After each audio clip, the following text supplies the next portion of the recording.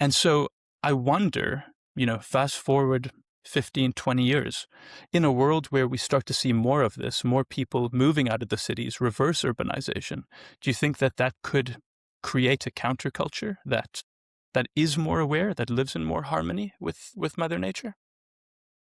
It's a very, very good question. I think a lot of the tech that we take for granted, there's communication tech, which is this, right? And then there Hmm. is renewable energy, another tech. In other words, we're going to live in current solar income, right? As opposed to fossil fuels, in order to protect, climate and all that sort of stuff. I think that if people had any idea what the footprint of our tech was, they would rethink that one very, very carefully about. So there's no question that I enjoy tech. Okay, I enjoy my immediacy, and I have friends all over the world. I'm sure you do too. Besides your guests, and the range of connectivity we have just enhances that relationship. But at the same time, one of the things I'm doing is looking at, okay, what's underneath that we don't see. Hmm. Uh, and I can give you an example if you want one, but Please. this just, okay, which is renewable energy. Okay. So electrifying the world and like, Hmm. hey, stop digging up the past and, you know, fossilized marine organisms, and swamp forests, that have turned into coal. Yeah. Okay. Got it. Bad idea. Let's stop doing that. Let's go to current solar income, which is wind and solar, right? But what we don't see, and I can send you the list, you can have it, if you look at all the components that go into a solar panel, it's just gobsmacking. It's like, what?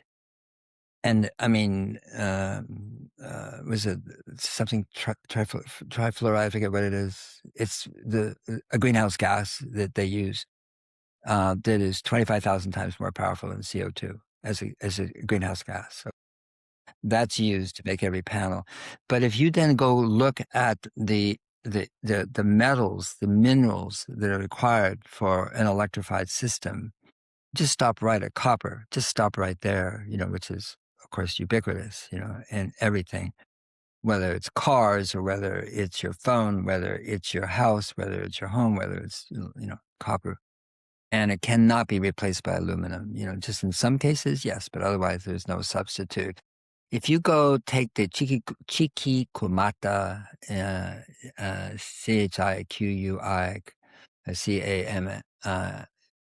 Cam, Chiquikumata, copper mine, the deepest uh, open pit mine, I think in the world, and it's in Atacama Desert in Chile. And so let's, parachute in and look at the operations there. You have these vehicles where literally the tires are more than 3 times taller than you. The I've seen tire, these. I've seen these.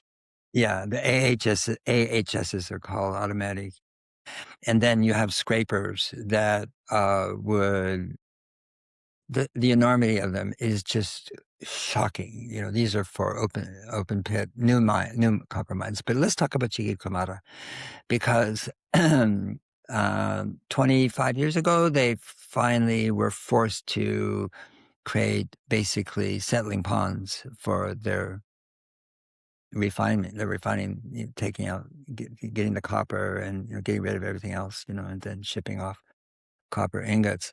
So for 25 years, that um, body of water, that is the pollutants, is bigger than Manhattan now. And everyone knows that the lining will not hold up. So they're Mm. using fossil water to take out the copper, to refine the copper, okay, from the Atacama, which is one of the most ancient, beautiful places in the world. And then they go in these settling ponds, everything that's in the pond is going to go back into the water table. This century, maybe not, but definitely next century. It starts to going to seep right back through. Okay. Um, And how, well, that's okay. That's a copper mine. We have some trade-offs. Ed Conway wrote a really good book, and sort of Pierre Fazeau in France, but I mean, said that we need 2 more of those every year for 30 years, 2 more of those mines. And where there's more copper now, because there are more places where there's copper, Hmm. but it's not in a desert. They're in virgin forests. They're in landscapes that are untouched. They're in places, in mountains that, like the one behind you, that we kind of want to keep them the way they are and not blow them up, to get the copper that's down there. So it's not just 2 more Tiki Kamadas, whether they're open or pit or not. It's like where? And then Yeah. the energy and the machinery and the chemicals that go into that, that's just to electrify the world the way it is right now. That's just one. You can go into tungsten, you can go into a whole bunch of more minerals, cobalt, of course, But you